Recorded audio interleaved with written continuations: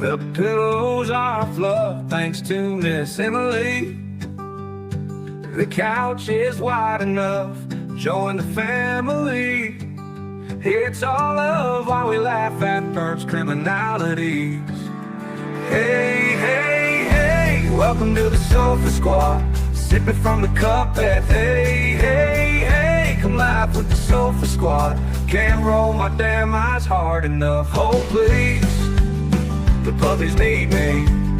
Oh, oh, please, my body is rejecting none of that fancy credential stuff. I'm just here for the cringe binge. Hey, hey, hey, welcome to the Sofa Squad. Sipping from the cup and hey, hey, hey. Come laugh with the Sofa Squad. Can't roll my damn eyes hard enough.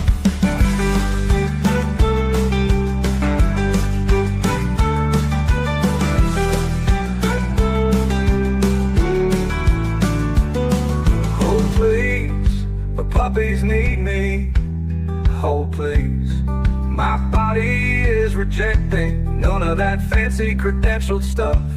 I'm just here for the cringe binge. Hey, hey, hey, welcome to the Sofa Squad. Sipping from the cup that hey, hey, hey. Come laugh with the Sofa Squad. Can't roll my damn eyes hard enough.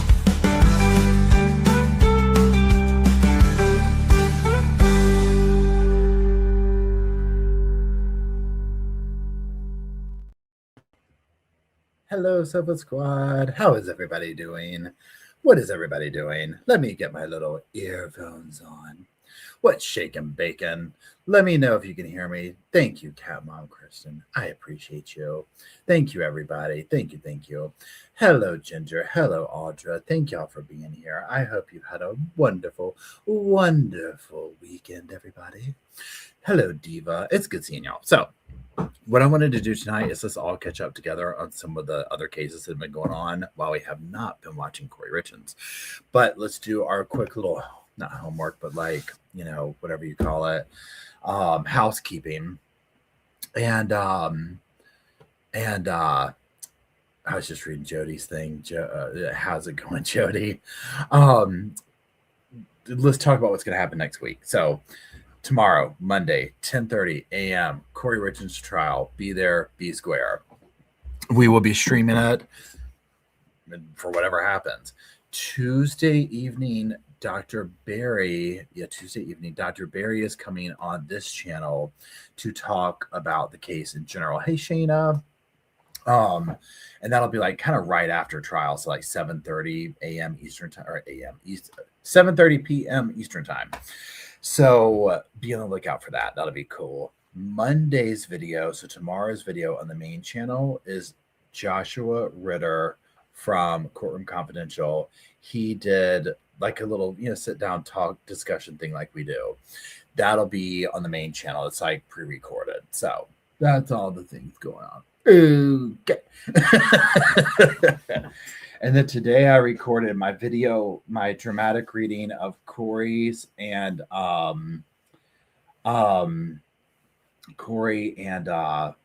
what is his name? Mr. Grossman's text messages from the stand. So not every last one of them, but a lot of them. So there's that. Anyways, let me mute y'all for a second while I get some of my coffee while I sip it from the cup.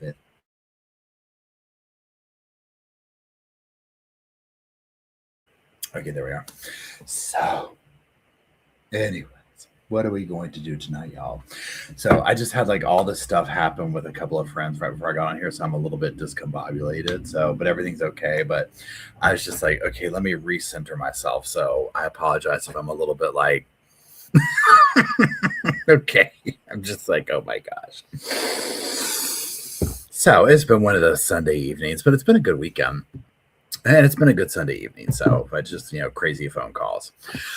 So we're going to be looking at updates of all the other cases, courtesy of Miss Shayna in the chat room, our lovely Miss Shayna, who has a birthday coming up very, very soon. So much stuff has been going on behind the scenes, y'all, with these other cases. It's crazy, right? I'm just like, huh? So without further ado, let's look at it. And what I'm going to do is I'm going to pull up in the little Canva thing here. We're just going to watch it from here, and we're just going to do that. So let me share the screen, and we'll go from there. Shibbity doop doop doop doop.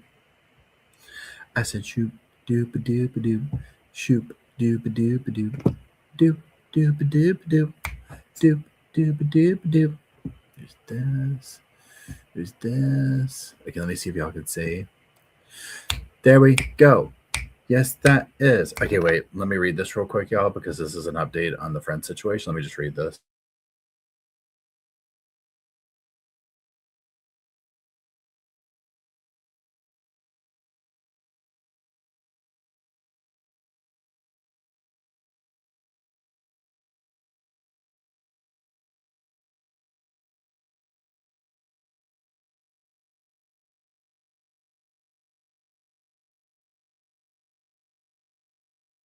Okay, sorry. Okay.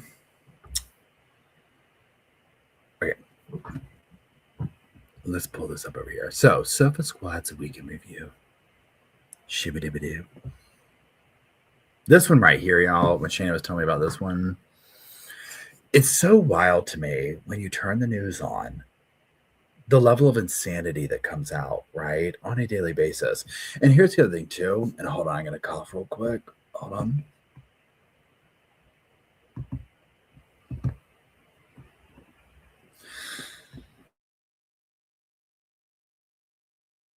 Oh, my goodness. Sorry. The way that it's like, was this stuff always going on? Pardon me. And we just now know about it, or has things gotten crazier? You see what I'm saying?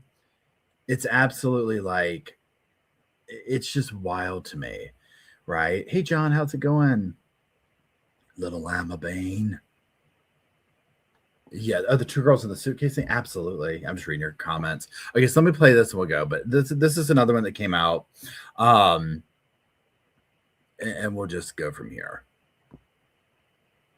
Breaking news and a gruesome discovery in Cleveland, an active crime scene right now as the bodies of two young girls have been found. Thanks for joining us this noon. I'm Nicole Versansky. We're going to get right to 19's Brittany, where she's live in South Collinwood with new developments. Brittany. Yes, Nicole, we do want to warn everybody first, though, that the details of this investigation, they are disturbing. A law enforcement source did just confirm to 19 News that they did, in fact, find the bodies of two young girls in suitcases here near the Ginn Academy, right off of East 162nd Street in the Collinwood neighborhood. We had more police officers just arrive here on scene. And now that source that we spoke to did clarify that those girls' bodies were still intact, but because they were so small, they fit inside those suitcases. The suitcases were also partially buried, but police do want everyone to know that the investigation is still in the early stages. And like we said, police are still here on scene. They did just clean up the police tape, but they had this grassy area behind us blocked off. Hold on, y'all. I mean, this one, when I heard this, you already know the suitcase situation over here, right, with Sarah. And then I heard this and I was like, what? This is horrifying. I don't even know how one could do this. Wait, hold on. Oh my God, I thought I heard one girl was about 13. I know, right? It's like, how did they fit in there? Okay, let's keep going. Hold on, where'd it go? Near that tree line, that was all blocked off, and they just cleared that tape. Now, this is what the scene looked like last night. It was a grim discovery on Cleveland's east side. Police investigating again after two young girls were found dead. Officers responded to East 167th Street and Midland Avenue Monday after a caller reported a suspected body. When the police arrived, they confirmed one person was dead, but then detectives found the second body nearby. Police, again, have not identified either of the victim, but through our sources, we have confirmed, again, these are two young girls. The Cuyahoga County Medical Examiner now has the bodies and is working to determine how both of those girls died. The very first case judge on the docket is Aaliyah Henderson. She has 2 counts of aggravated murder. Good morning, Ms. Henderson. Regarding your bond, we're going to first hear from prosecutor from the state, and after we hear from the prosecutor, we'll hear from your attorney. Okay. Madam Prosecutor. Thank you, Your Honor. Your Honor, this is an allegation of murder in 2 separate charges. It's alleged in this matter that the defendant did cause the death of her 2 daughters, 8 and 10 years old. The badly decomposed bodies of the 2 little girls were found in shallow graves in Cleveland in suitcases. Your Honor, based on the nature of the allegations, the charges in this case, I would ask for nothing less than a $2 million bond. I would implore the court to consider setting a $2 million bond, cash surety at this point, for the record. Thank you.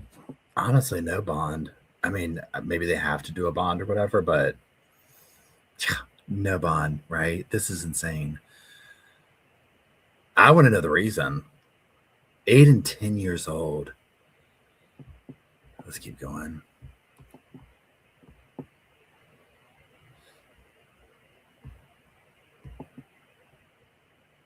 Ms. Henderson is waiving a preliminary hearing on both cases.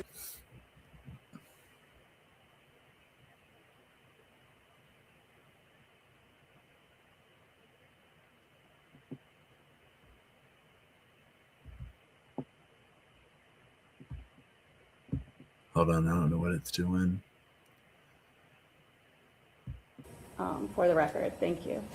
Ms. Henderson. I don't know. It's probably my computer, I'm sure.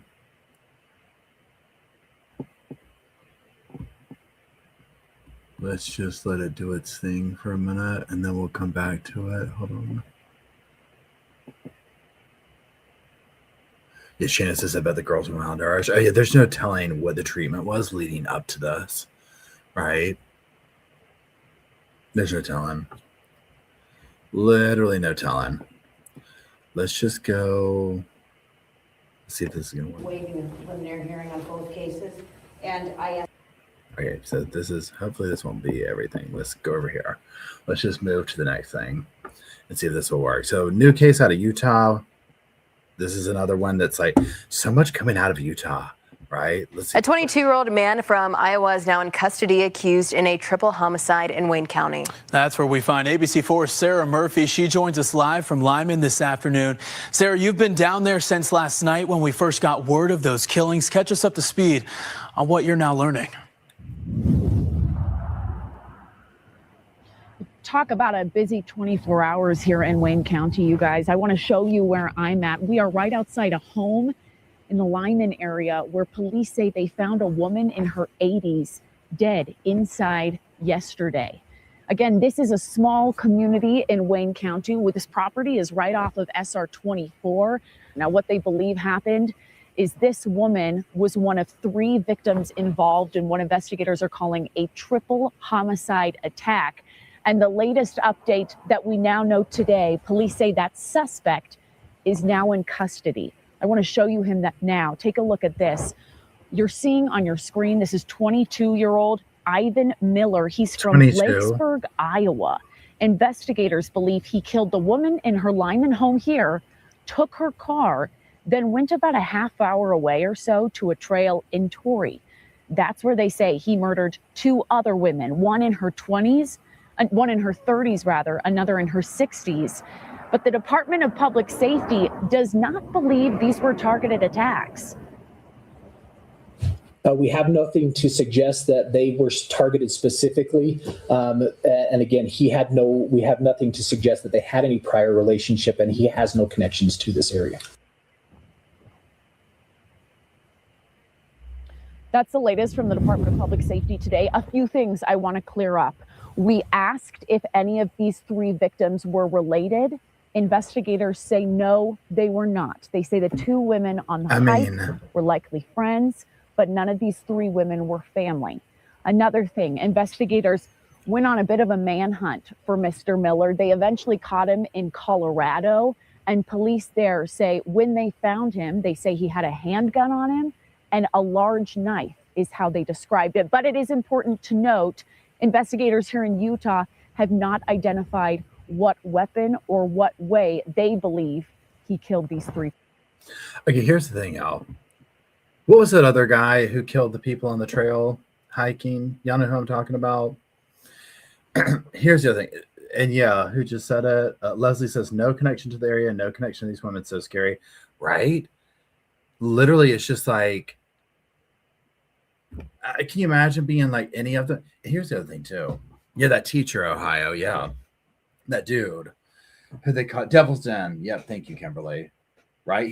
I mean, that's crazy. But here's the thing too with this. She's 86 years old.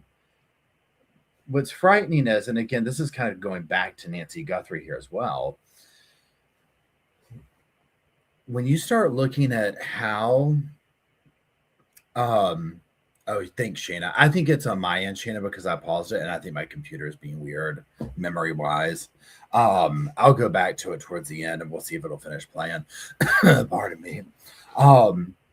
It's almost like vulnerable populations, right? And like elderly people. It's like an 86-year-old elderly woman, this lady right here, and then, Nancy Guthrie. They're easy targets for these people. It sounds like this dude targeted her, got whatever, and then just went and maybe, I don't know how you arrive at like doing that and then just randomly going and killing people on a hiking trail, unless you're desperate and just going from place to place and you ended up there. I don't know. Right. But it also makes me wonder, is this how things started off with Nancy? You know what I'm saying?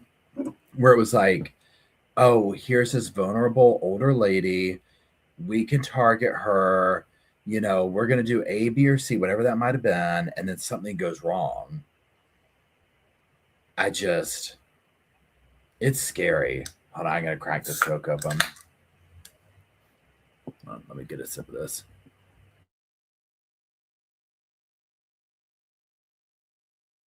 Oh no. Barb says, I won't pick up a bag or suitcase if I'm hunting or hiking. Amen. Legit. Yeah, and Bookworm says the accused is about 22 years old. 22 years old.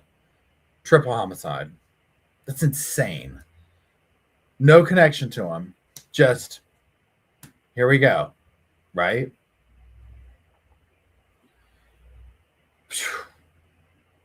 I tell you what.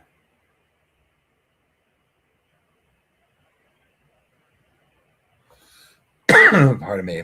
Okay, let's go to the next one. Hey, Sandy, how's it going? Oh, I'm scared to see what's next.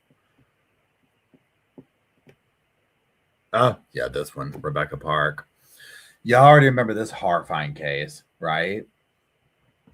22-year-old Rebecca Park, who was pregnant at the time of her death, November 2025, when it's alleged that her mother, thanks for being a member.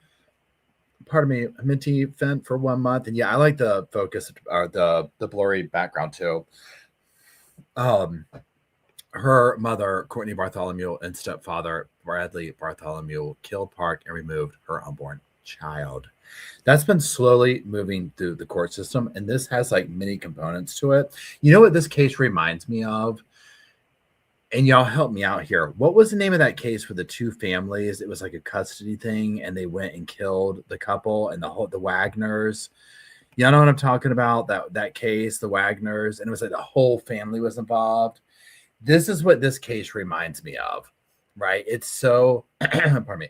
It's so layered and nuanced. And had Pike County, yes, thank you, Ghost. You know what I'm saying? Like this has so much. Pike Massacre, yep, thank you. Jake Wagner, yeah, all of them.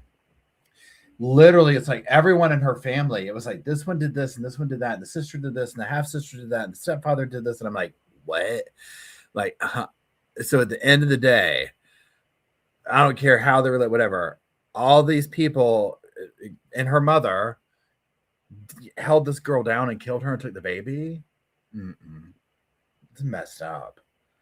And the baby might have been like, they're like, it might be the stepfathers. I mean, you can't make this stuff up, y'all. It's just, but anyways, let's keep going. I'll get off my little soapbox. Okay.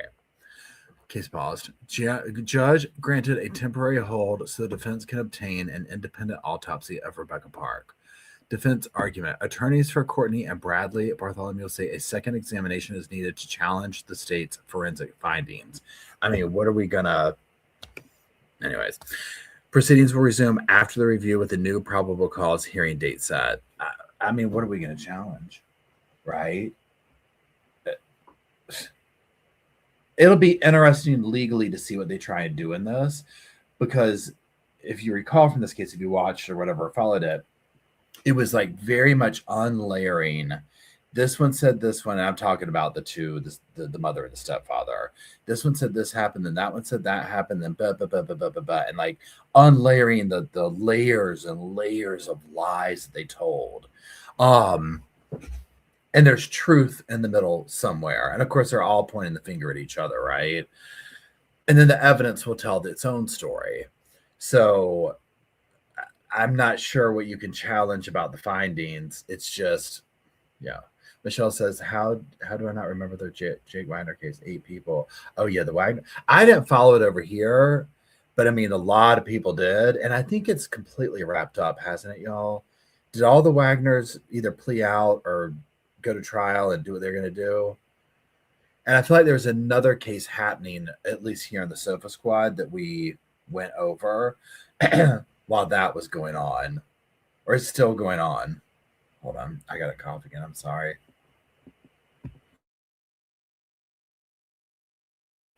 There's still one. Oh my God. Which one? Dad hasn't gone to the dad hasn't. But didn't the son or one of them took a plea deal and like told on everybody, right?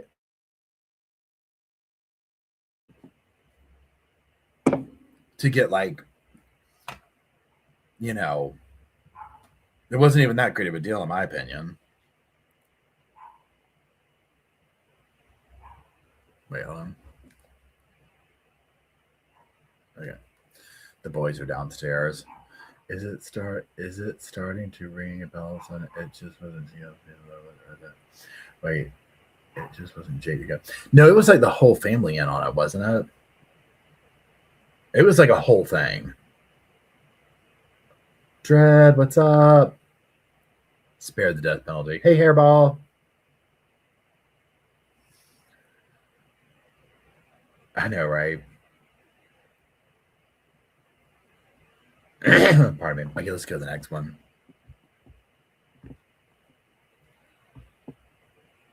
This right here, y'all, Lindsay Clancy. For whatever reason, don't ask me why. In my mind, I was like, she's going to trial this month, right? And you already know how I work, right? Where it's like, I just make something up and go with it. And so in my mind, I was like, oh, Lindsay Clancy, like we're going to have her trial. Obviously not, because I was like, I wanted to watch this one. But clearly, I mean, this just happened basically. So anyways, for those unfamiliar, January 24, 2023, she allegedly strangled her 3 children, Cora, Dawson, and Kaylin. Pardon me. Or Kaylin. Kaylin, how do you say that? Is it Colin or Kaylin? While her husband was out running errands, she had suggested after the children were harmed, she jumped from a 2nd-story window of their home, resulting in spinal cord injury that left her permanently paralyzed. Motion for a bifurcated trial. The first phase determines guilt, whether she committed the acts. The second phase determines criminal responsibility based on her mental state at the time. Colin, thank you, Kimberly. The defense's case. Attorney argues that Clancy suffered severe postpartum depression and psychosis, leaving her not criminally responsible. They also claim she was prescribed an excessive cocktail of up to 13 medications, causing auditory hallucinations. The prosecution's case, they argue that the murders were planned, citing the search for how long it would take her husband to pick up takeout and her use of exercise bands to harm the children. The state argues her actions were calculated and she understood what she was doing. Court ordered forensic evaluation by the prosecution expert April 10th. Murder trial set for July 20th. Okay, so I personally don't think that the trial will actually take place in July, but we'll see. Here's the thing, pardon me, here's the thing that's like tricky with this. So when you hear about something like this, it's like this over the top, right? It's like, I mean, I do question these, like, where are we at with mental health in this? Hey, Emily, how's it going? Yeah, the time change has me messed up over here too, y'all. Like big time. So, oh yeah, thank you. Yeah, Shayna made this, y'all. I didn't make it. This would be too, it would be all over the place. Buttons would be missing if I did it. Right? Yeah, this is wonderful. very similar to, we're going to talk about the Miller case, where she was found not guilty by reason of insanity, or, you know, mental, whatever they called it, right? And then obviously the kind of poster child for these type cases, the Andrea Yates. So with this, I'm very curious to see what the evidence is, because this is one thing that makes me kind of go, right? And it is the part where they're talking about, she looked up the thing, how long would it take him to get here? How about the workout bands? Because again, help me out if I'm wrong. And I know that Andrea Yates was at a completely different time and whatnot, but I feel like if it is some kind of like mental incapacity or something like that, you're not doing things like researching on the internet, like how to do it. And yeah, Trash Panda says 13 meds is wild. That part right there, that is insane. I'm curious what these meds were. So there's like major parts to this one that I want to know about and know more information about, because it's like at the same time where I'm like, I'm not sure about the looking things up and the pre-planning on that. Then I'm also like, 13 medications, like were these all at the same time? You know, because remember Andrea Yates, like, excuse me, remember how her doctor was like, she does not need to have more children. You know, this is what's going on. Like red flags were waved and those were not paid attention to. You know what I'm saying? And so, and as soon as it was over with, well, let me ask you all this. As soon as, do we know here how this happened? As soon as she killed the kids, do we know what happened? Did she contact her husband or did she wait? Like, do we know what happened?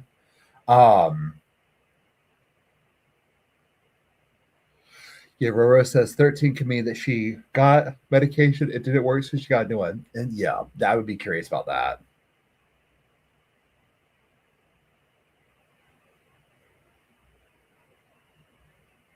She called 911. Do we know if the 911 phone call's out? Hold on. Please hold. Please continue to hold. Call is important. Please hold. Lindsay Clancy.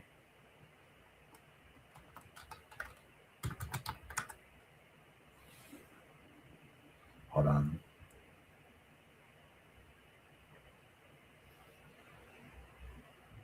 Let's do this. Transcript. Okay, hold on. Let me look at this.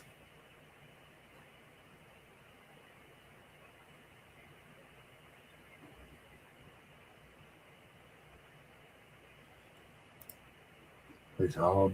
Call is important.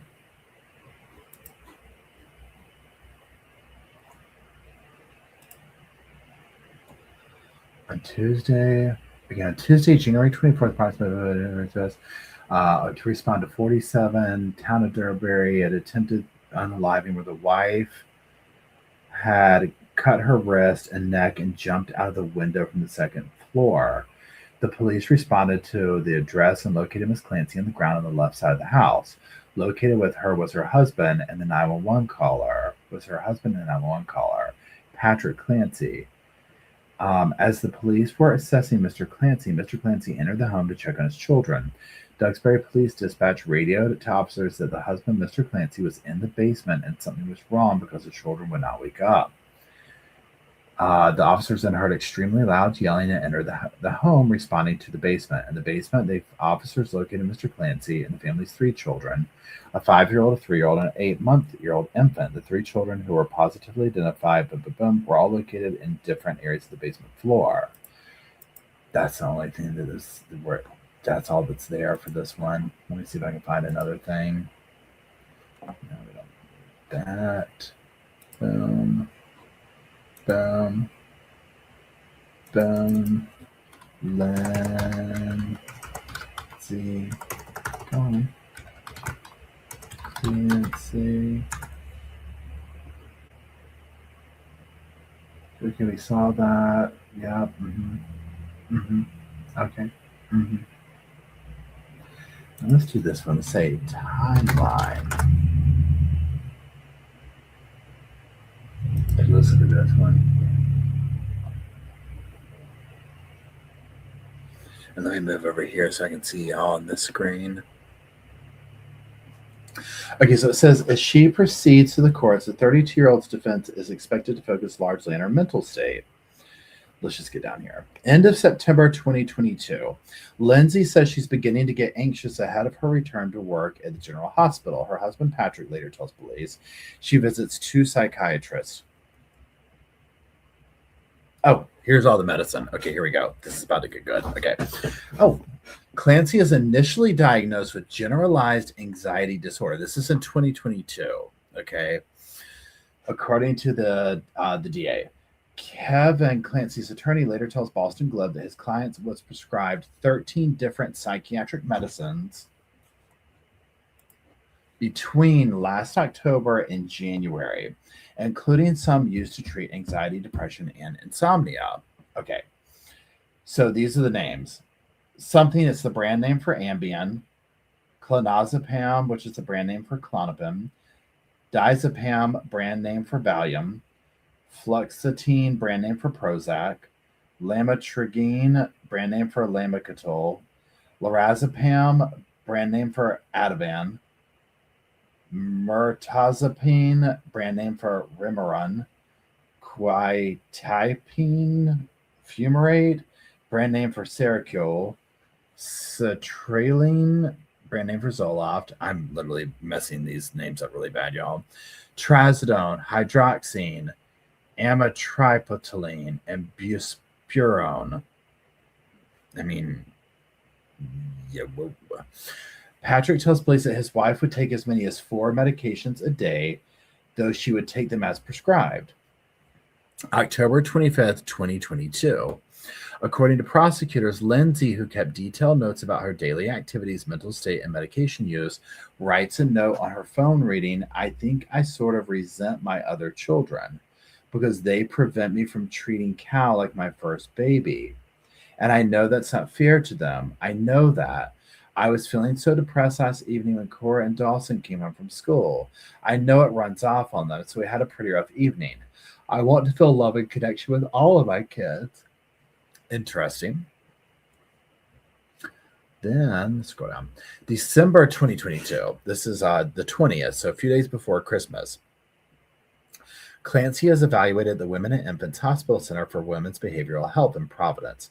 Psychiatrists there tell her she does not have postpartum depression, as she has no symptoms of postpartum depression. The end of December 2022. Clancy says she's having unaliving thoughts and thoughts of hurting her children. Her husband later tells police. January 1st, 2023. She self-admits to McLean Hospital in Belmont. The psychiatric hospital discharges her on January 5th without any indication that she is a danger to herself or others. Okay. Wow. Where we go. Okay. Mid-January 2023. Patrick Clancy asks his wife if she's still having unaliving thoughts. She tells him she isn't.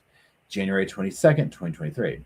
The Clancys and their 2 older children have dinner at home of Kyle Carney, Patrick Clancy's college friend. Carney later tells police that Lindsay seemed fairly normal during that evening. He says Patrick told him that Lindsay was having anxiety about returning to work and had been prescribed medications which were, in Patrick's opinion, not working. According to Carney, Patrick said that Lindsay was suffering from benzodiazepine withdrawals approximately a month and a half prior and had the worst possible side effects, air quotes.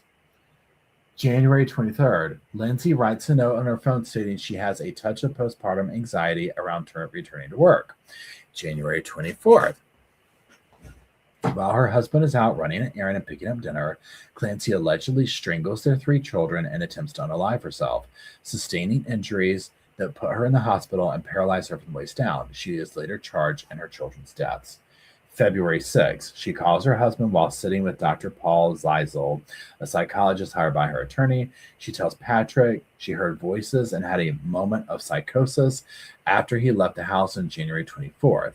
He asks her what voices she heard, and she tells him she heard a man's voice telling her to kill the kids and herself because it was her last chance. Patrick Clancy later tells police that his wife had never heard voices or used the word psychosis with him before. February 7th, during her arraignment, Reddington tells the court that his client remains in a state of wanting to unalive herself, adding she's extremely emotional. However, she's unable and has been unable to express any happiness or sadness or cry. And that was that. So, wow, that's a lot. That's a lot. We'll have to see how this plays out. I mean, the fact that she was like checking herself in and kind of saying like, "Hey, I'm having these issues. I'm having these issues." It's like, what was really going on? Hold on. Or like this one. Please hold.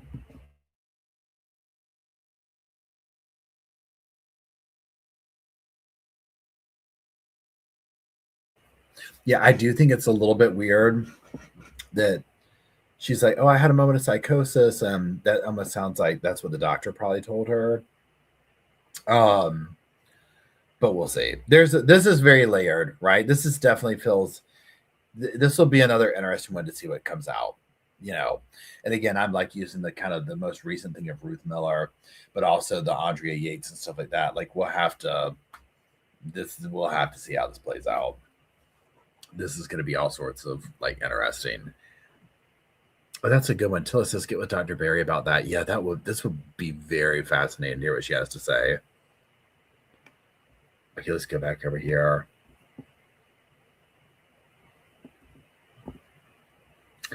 Speaking of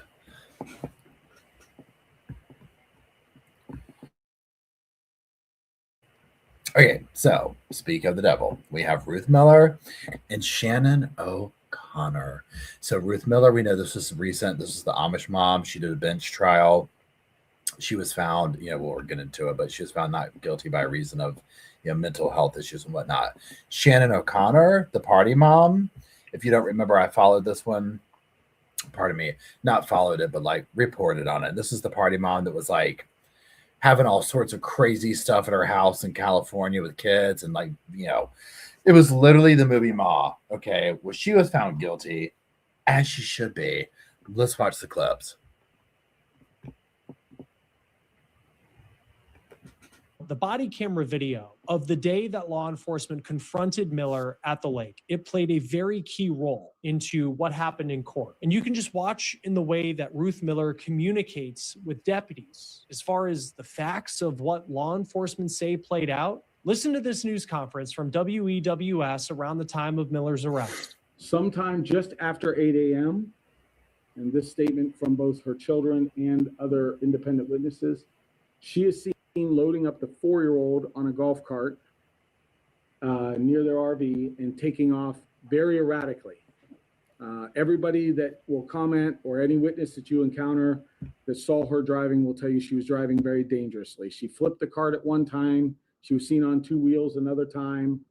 Of course, she was praying by the kayak. And she left. The children saw her leave with the 4-year-old. And then a while later, she came back. She states that she went to the dock and that she threw the 4-year-old in because that's what she needed to do as an offering to God. Miller's defense attorney never disputed what Miller was accused of doing at the lake as far as driving the golf cart with the people on board and sadly throwing her 4-year-old into the water. But her attorney was very public, and even after her first court appearance, told the media that this really wasn't a case of a whodunit. Those are the words that he used. But what he did dispute was what was going on in Miller's mind at the time that she did all of this. He says that she was insane at the time that she killed her son and then tried to harm her other children. Miller pleaded not guilty to those by reason of insanity. And that brings us to today and a kind of court proceeding that you don't often see. No jury, no days of court for a trial, just one judge and 1 hour to decide the fate of this mom accused of the murder of her young son. Now, the state of Ohio. Yo, so side note, I wanted to pause it. We might go back and watch this once we're done with the Corey Richens thing, because I've never seen a trial like I would like to see what they say. Like I'd like to watch the whole thing, and if it's just 1 hour, that'd be fascinating.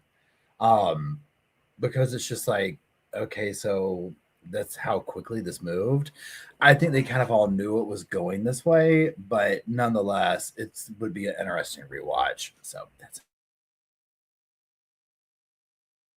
also did a mental health evaluation, and they found that Miller does have a severe mental disease that did not allow her to know what she was doing was wrong for all 7 counts in the indictment. The judge also said there were witnesses who said that Miller showed some signs of mental illness in the weeks leading up to that day that she killed her son in August. The judge believes that Miller truly believed that God was asking her to be swallowed by a fish. The judge then made his final decision. This is what he said.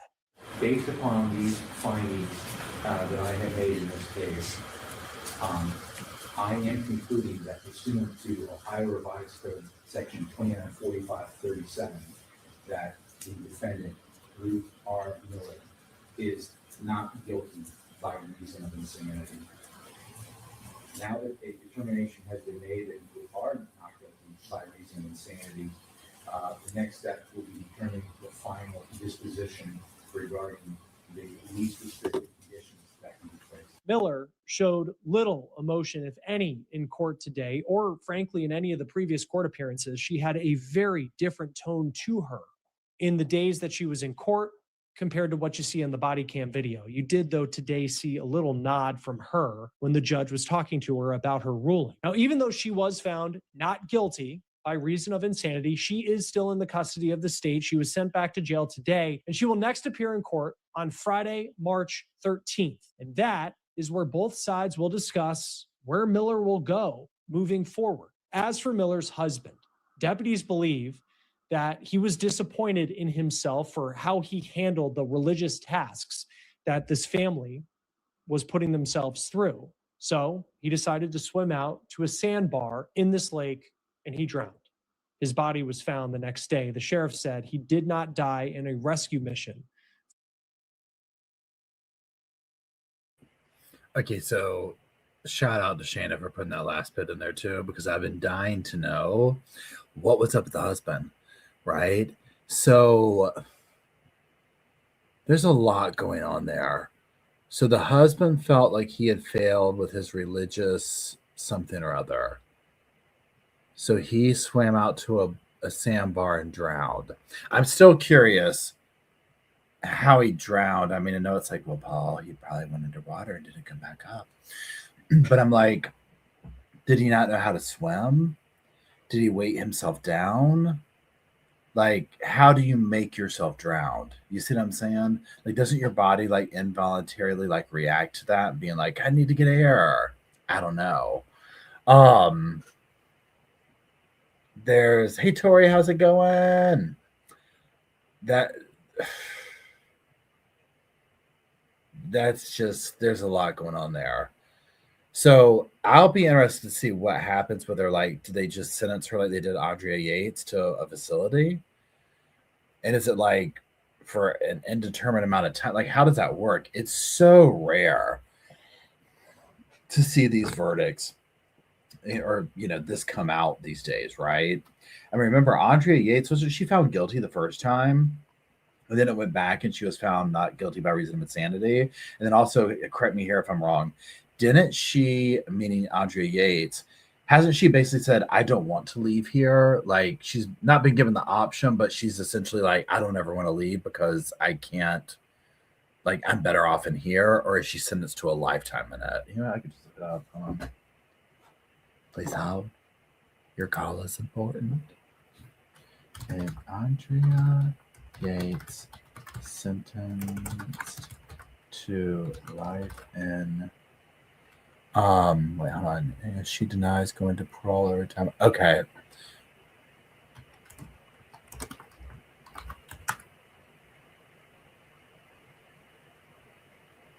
What are you saying? D. Warner case. Okay. If she wants to stay. Yep. Okay. Wow. Can you imagine? And I mean, good on her for being like, because at a certain point, honestly, can you imagine? Like, I would imagine she's created a life behind bars, you know, or, you know what I'm saying, like in the facility or whatever. What would you do? And then imagine the infamy if you get out and you're known for that. Even if you felt mentally better again, I would probably be like, well, what if? The what if she would be filled with, you know, what if I went off my meds. What if it happens again? What if I do that? What if I know I'm okay in here and I can function in A, B, and C way? Yeah, Emily just said, she said I don't know where to go. She said she couldn't trust herself. Exactly. Right? Yeah, feel safe. Yep. Mm-hmm.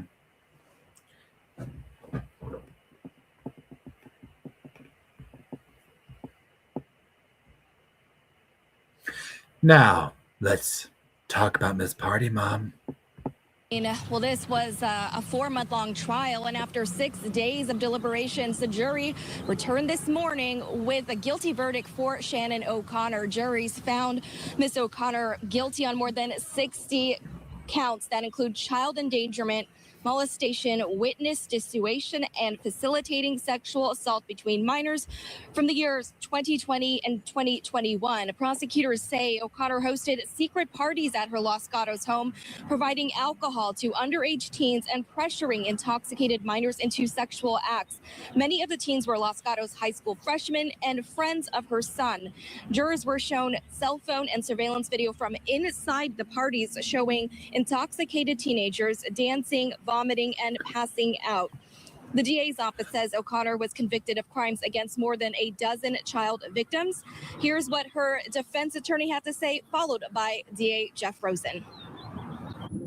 She said some things to me as the verdicts were progressing that made me understand that she was deeply disappointed in the decision. It's important to recognize the victims who testified and their families, their parents who supported them during this very difficult ordeal. This case does not happen if the children do not come forward and stop what this defendant was doing. And O'Connor is facing decades of prison time. Well, this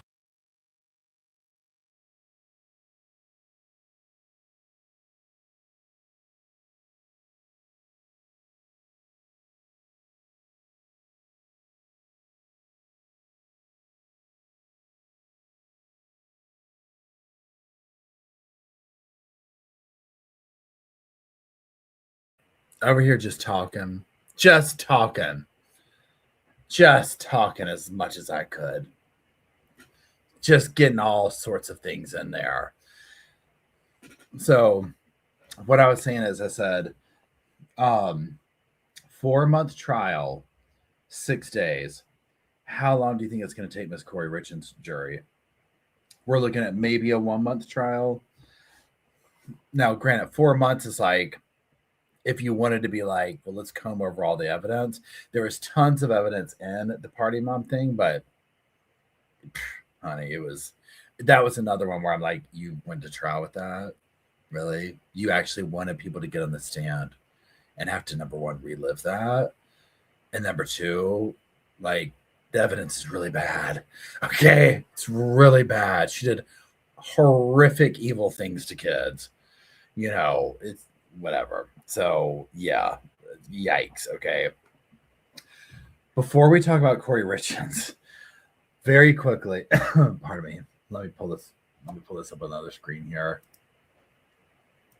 And let me just get the little thing pulled up. Okay, so Colin Gray was found guilty. Oh, thanks, Aaron, for becoming a member. So Colin Gray was found guilty in connection with a school shooting that his son is accused of. I'm just reading a quick article over here on this. So a Georgia jury took the rare action of holding a father criminally responsible for actions blamed on his son, who is alleged to have gunned down 2 schoolmates and 2 teachers while he was armed with an AR-15 style rifle he kept in their home. The panel found Gray, 55, guilty of all charges, which included second-degree murder and cruelty to children. This is September 4th, 2024, at the high school his kid went to. And then obviously his son is charged with the shooting itself. Prosecuting parents for the children's committing school shootings does have at least one precedent. Okay, I see. James Crumbly and his wife, Jennifer Crumbly, so that was another one that went up, were found guilty of involuntary manslaughter in connection with the 2021 deadly shooting at Oxford High School. So Colt Gray's mother cited the Crumbly case when she urged that her son's access to guns should be cut off before the 2024 mass shooting. Thank you, Carolina, for becoming a member. I appreciate you. Quote, we hope that this conviction moves the needle a little further. Smith told reporters, I think you saw in this case that the mother actually reviewed what happened in Michigan, and she then, as a result of that, asked her husband to remove the weapons. It could have ended this tragedy, so Michigan was able to move the needle to the point that almost stopped this tragedy, he said. How many tragedies it did stop, we hope we moved the needle a little further. It took the jury less than 2 hours before it found Gray guilty on all 27 charges. Oh my God, right? He did not appear to show outward emotions as the jury delivered its verdicts. Oh, Kimberly, thanks for being a member for so long. I appreciate it. And now let me ask you this, because I think that this is what a lot of people talk to me about this case. Like, Paul, they wanted me to watch the father, Colin, took the stand, I believe, in his own defense. Is that correct? Was that something that's like, was it scandalous? Did anybody watch it? Like, is there a reason why? Because maybe 3 or 4 people were like, you have to look at this. You have to look at this. Did anybody watch it? And if so, was it like crazy or something? Or like, what was up at the trial besides the precedent that it set and stuff like that? But like, was there something about the testimony or like body cam footage that was like, oh my gosh, did anybody keep up with it? Hold on.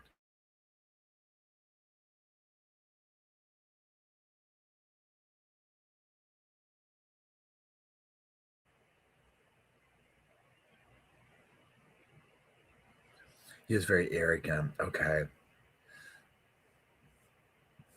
Emma says, no, I don't watch those kind of things anymore. I get it. The FBI went to their house and warned the father that his son was looking into that. Oh my God, are you serious? He took zero accountability for anything. Cops told him a year before. Really? It showed the dad knew he heard voices and ignored his son. Oh my gosh. Oh God, I'm sorry, Minty. Okay, it wasn't. You're not missing anything. Hey, K-Love.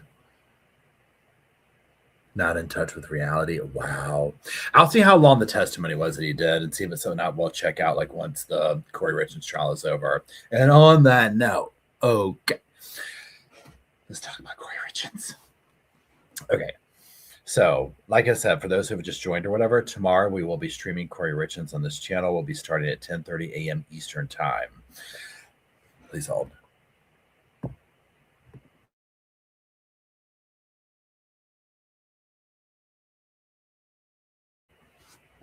Okay. So today I went through, what did I look at with the Corey Richens thing? Well, 2 things. I re-listened to her medical examiner phone call that she made to the medical examiner. Okay, then I listened to, where I did the recording of like the dramatic reading of the text messages between her boyfriend and her. I'll say it 100 times over about those. We've already gone over this several times. She was using him, period. End of story. Also, when she calls the medical examiner, okay, now if you've been following this, when Corey calls the medical examiner, which literally it felt like somebody calling to talk about their car insurance policy, right? Where she's like, well, what is this? And what's this? What's this? What's that? Oh, okay. Yes. And how was that ingested? Okay. Oh, okay. Could that change? Again, this is alleged. She has not been found guilty yet, right? It's my sofa unprofessional opinion that she is guilty of this, of taking Eric's life, of the way that the state is saying by giving him all these pills, okay? So when I'm listening to her talk to the medical examiner, you can totally tell that she's, number one, fishing for information to find out if they can find out certain things, right? When she was like, is that like a trace? When they're talking about the fentanyl, and she lists the number like 15 mg or whatever. She's like, is that like a trace? Or he's like, well, people have died from only half of that in their system. Oh, okay. Remember, she told her friend, yes, it's finally over, girl. They found a trace of fentanyl. And like she was excited about it. And then also, when the medical examiner is like, the fentanyl is like, I can't say this word right, but like clandestine, like street level, like not from a prescription, illegally made, illegally manufactured, that whole type thing. It all adds in with the story that she's buying it from this rando. You know what I'm saying? She's getting like Carmen or whatever her name was, the housekeeper, to get it from this other dude who's getting kind of shady on the stand. Well, he could have been making it. You know what I'm saying? Or whatever he was doing. And of course, he doesn't want people to know that, even if he has immunity. So listening to that, I was like, oh, yeah. And then when she's going through all the drugs, like, well, what's this one? Okay, thanks, K-Love. And what's this? But there's not any sense of, and again, I mean, yeah, I'm doing both sides. I'm like, well, you know what, Paul? Pretend that she didn't kill him. Pretend this is a regular situation, right? And it's like, you know, you're calling up or whatever. I mean, I remember going back and having the doctor walk through the autopsy with my dad, which, again, this wasn't like somebody who was murdered. It was like, we knew he was going to die. So there was an interest level and being like, okay, what's this? Okay, what's that? But there was like this, and I don't know how to describe it, but almost like a gentleness of like, you're talking about someone's, you know, because it tells a story, you know what I'm saying? And her affect is just that of like, I'm talking to the manager, you know, and you can tell the fishing that she's doing, the trying to see what answers are going to go which way. Because at this point, I still just feel like that she did this thinking that she was going to first talk her way out of it, and they weren't going to get to the point of an autopsy.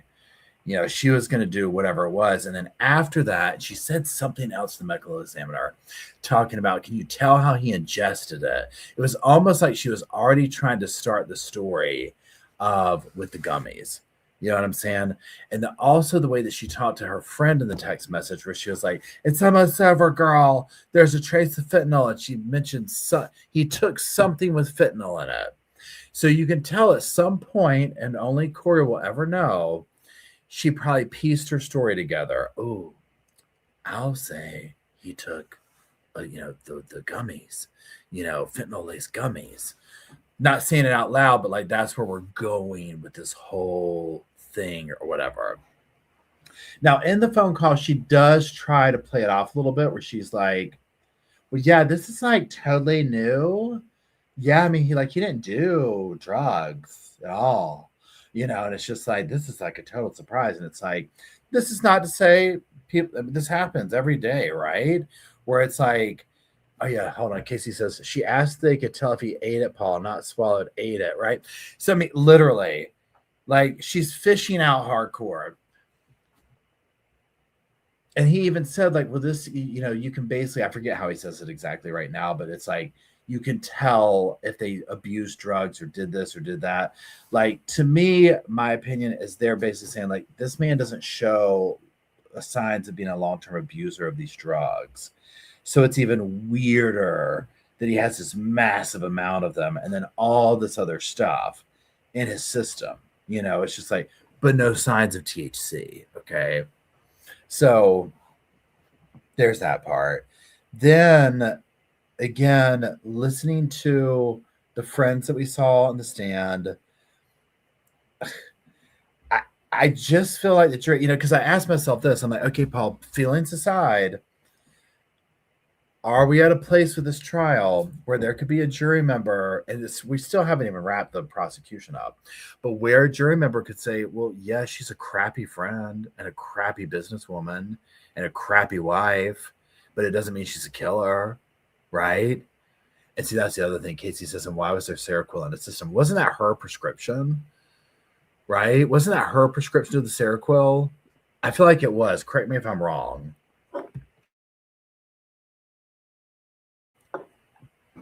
So I'm questioning, like, are we at that point where a juror could hold out and say, you can't tell me she put it in there?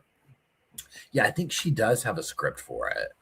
And like that right there, where it's just like, you know, she does, y'all are saying, okay. Then there's two things here. Okay, so y'all know the Valentine's Day attempted murder or whatever. To me, I think that so far they've provided enough evidence, unless the defense comes out with something insane, right? I'm just like, oh, you can piece this story together. I want to see the prosecution in closing tie all of this together. And I'm talking in literary format. I'm talking boom, boom, boom, boom. You tell and sell me the story that you've laid all the evidence out. It's it's like all there. Now, the attempted murder charge on the Valentine's Day, even though it's like all in the room, I could see that one slipping by so far because they've largely ignored it. They really haven't talked about it much as the other one, right? Pardon me. Yadana says, I don't think they can prove the attempted murder one. That one's very tricky. So if one of them, I could see them being like, now it's not a far cry to jump from if they're like, oh no, we're definitely finding her guilty of the murder charge. Well, it's not a far jump to be like, well, then, obviously she did the Valentine's Day one, but that one's just been kind of lost in the background. I feel it's there. And it's like, you know what? We can kind of see what was going on here. Wait, hold on one second.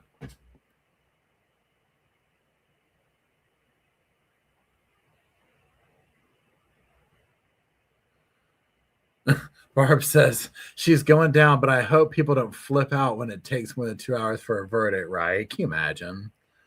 Can you imagine if they literally 45 minutes later they came out guilty? Her mouth would be on the ground, okay? Her mouth would be on the ground. Didn't Eric say she tried to off him in Greece and Vegas? Oh, yeah, what was it? Sandy says, didn't Eric say she tried to off him in Greece? I forget about that, but that sounds familiar.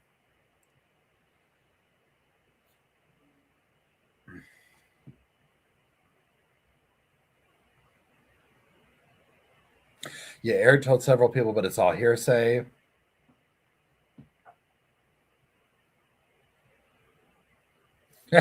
Leslie says, y'all, I don't think I can get to a Nestor closing, right? Walk the dog letter has not been brought into court yet. The financial part is bad. It reminds me of Alec Murdaugh. This case reminds me of a blend of Lori Daybell and Alec Murdaugh, right? Like with Alec Murdaugh, mind you, so here's the difference. I mean, obviously there's lots of differences.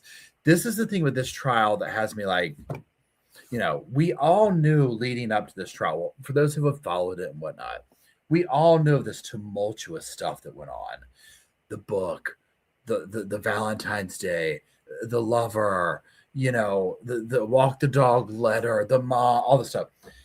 That's like the surface level. When it gets to trial and all the little nuts and bolts start coming out, you're like, what? Like, this goes so deep. And so much of it was so documented. It's like when you're seeing her systemically rip off her friends and everyone she knows, and then also the way that she taught, so much of this trial has been told through the written word, and it's so damning, right? And so that's, when I say it's different with this trial, it's the extensive amount of evidence in written word with this one where I'm like,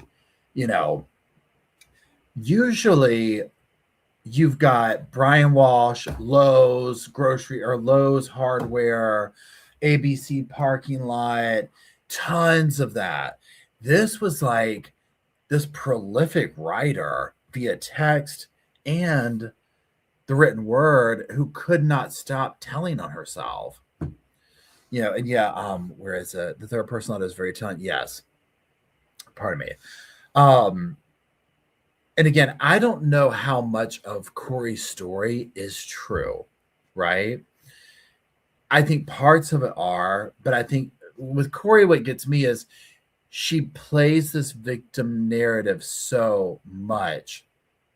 It's like, and she wants that character arc so bad, and it's like, you could have had it, but without doing all this stuff. Even if you take the murder out of it, right? And just look at her pretend this is just a financial crimes trial, right? Pretend she didn't kill Eric. Pretend like all this came to light. This is more like a civil type situation. She's trying to have this narrative arc of like, I came from this crappy background, whatever, and I changed my life and did this. But, you look at all the financial crimes that she did, and it's like, You didn't have to do you didn't have to do that. Like, this could have been much different. Oh, thank you, Ohio Mom, for being a member for 14 months. She also recorded. I know. And they recorded her phone calls. And thank you, Carla. Do you know how many years of quarterly facing? If or when she is convicted of the separate trial. I do not know that, Carla. Does anybody know how much time she's looking at for the separate financial charges? Like, what if she was found not guilty of all the murder stuff? But do we know what she's looking at with the financial stuff? Is it like, a lifetime, if you will?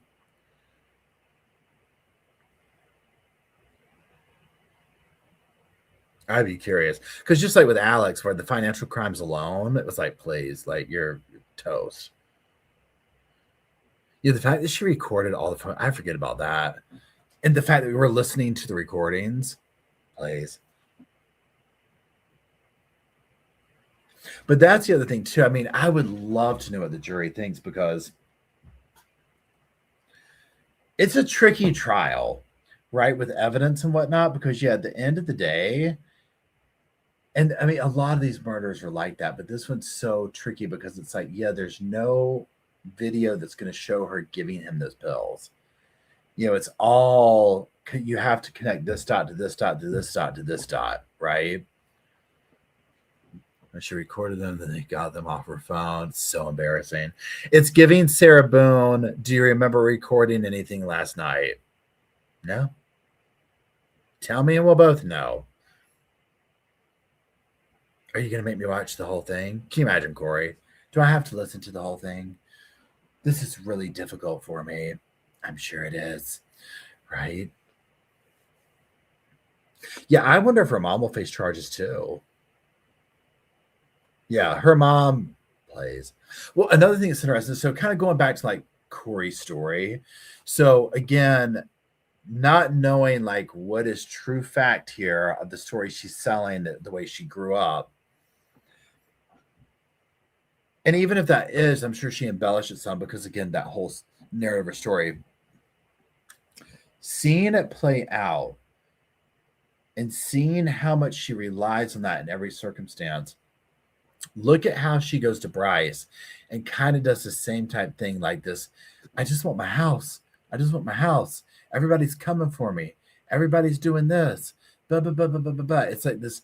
It's just kind of what she does. It's like her crutch, and she transforms the victimhood from thing to thing to thing, and again, I'm just like, look, but you're also seeing it play out, because like when you saw her mother in the video and the body cam footage, the way the mother had like no connection. The same way I'm like, Corey doesn't have a connection to living things around her. No, her mother didn't either. So you're almost like, well, I see where she gets it. Hold on. I'll thank you, Hairball. Hold on. Hairball says, if I were on the jury, I'd be thinking of acquitting Corey. Honestly, I wouldn't want to be your best friend, though. There literally could be people on the jury thinking that. I'm very curious to see, pardon me, how the state finishes and then what the defense brings out. You know what I'm saying? It would be very interesting. And thank you, Hairball. So seeing the mother and how little interaction she had with Corey, when again, allegedly Corey's mom didn't know anything about this. She's just getting this phone call. She had just been at the house earlier and, was like hanging out. And all of a sudden she gets this phone call, crazy early hour in the morning. You need to come to the house, Eric, blah, blah, blah, blah, blah. And she's coming over there and doesn't touch Corey, doesn't console her, is cold about the kids. She tells the kids to go back to sleep. It's 4 a.m. Just watch their dad get carted out dead. Go back to sleep. It's 4 a.m. You're like, huh? It was so weird. And then kind of spoon feeding Corey excuses. He took the vitamin shots. He took the vitamin shots. The whole thing. And then both their looks when they were like, he's going to get an autopsy or whatever. You see where it comes from. Does that an excuse for her? No. Is Corey's story true? I don't know. Time will tell. Do we think she's going to take the stand? I do not think she'll take the stand. I don't think she will take the stand at this point. To me, she looks petrified. except when she's giving side eye in some situations, when she feels like she catches somebody.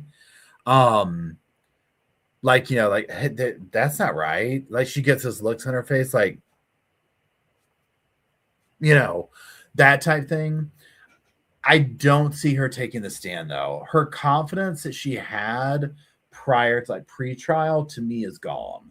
Because she sits up there and just has this look on her face, like, and sometimes I feel like she kind of sees where it's for their lawyers, like, be quiet and sit down.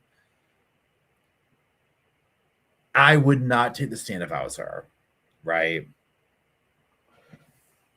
Yeah, Hairball says, my mom is like Corey's mom, but I've managed to not murder anybody so far. Literally.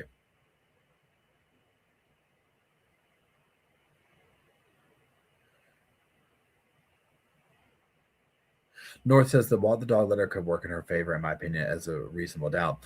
Let me tell you what, y'all. If she ends up being found not guilty on like part of the charges, because I feel like some of the other charges, without looking at them, like in front of, in front of me right now, I feel like the financial stuff plays, right? Like, guilty. Okay. I don't think the jury at this point would find her guilty for the attempted murder, because I feel like the Valentine's Day thing is just like a forgotten. Like, they just haven't spent much time on it. And then I feel like the other thing, I mean, I feel like she did it 100%. And I feel like if the state, let me get rid of this, can literally wrap that story up in a condensed version for the jury, they'll get her. Yeah, and who said Steven says Casey Anthony was found not guilty. That's the thing I go back to. Some of these cases that just kind of shock you and stun you, like, what? You never know. Yeah. Yeah, right, Sean. That's the same here.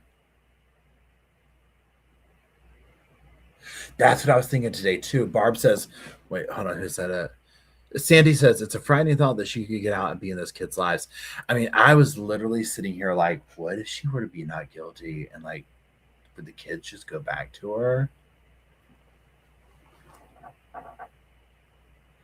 Yeah, I found Carmen to be credible. I found the drug dealer, like the dude, I can't remember his name, not credible. I found Robert Grossman to be credible, but I mean, that was just kind of showing, like, the boyfriend situation.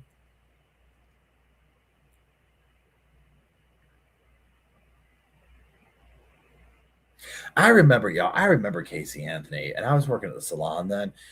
Please, honey, that was on that TV nonstop.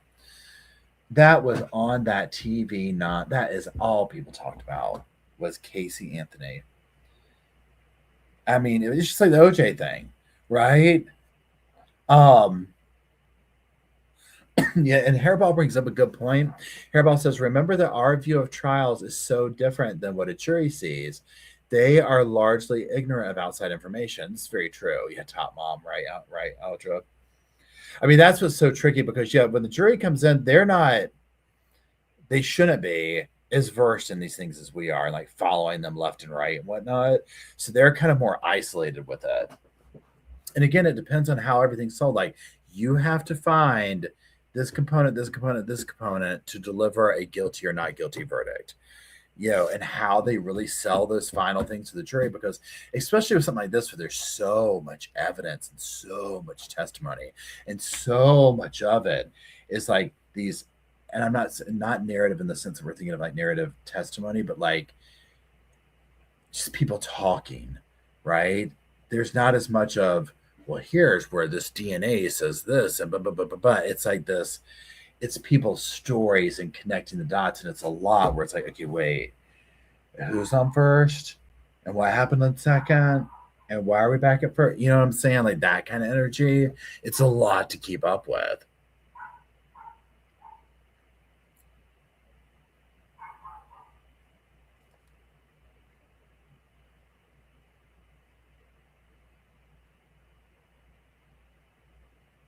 Okay, sorry, doggy check. So here's what we're gonna do. We're gonna wrap up. Dogs are starting to bark downstairs. It's going on 9 o'clock. So tomorrow, 10:30 a.m. Eastern time here, this channel will be streaming. That's it. Be on the lookout. Get ready for it. Thank you, mods, for being here and hanging out. Thank you, squad, for being here and hanging out. This is fun.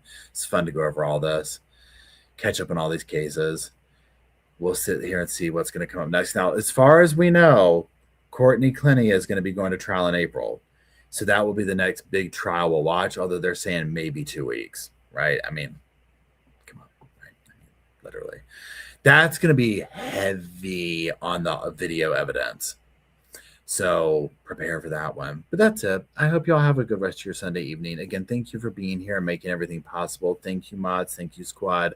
I love y'all. Let's start off. Let's finish up with Slow Morrison's Ode to the Sofa. Thank you, Cat Complex. I appreciate that. And that's it. I will see y'all in the morning. Have a good one.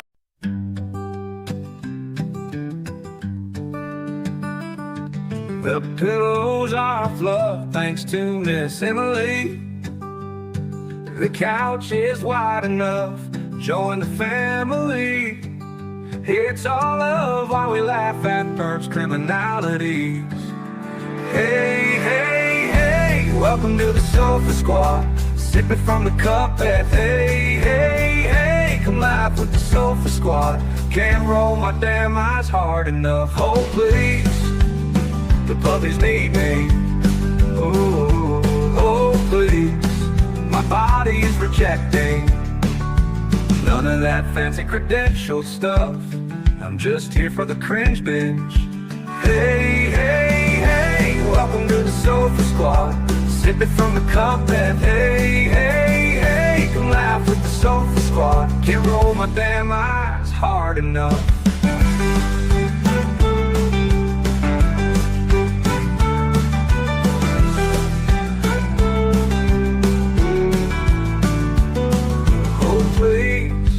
Puppies need me, oh please. My body is rejecting none of that fancy credentialed stuff. I'm just here for the cringe binge. Hey, hey, hey, welcome to the Sofa Squad. Sipping from the cup that hey, hey, hey. Come laugh with the Sofa Squad. Can't roll my damn eyes hard enough.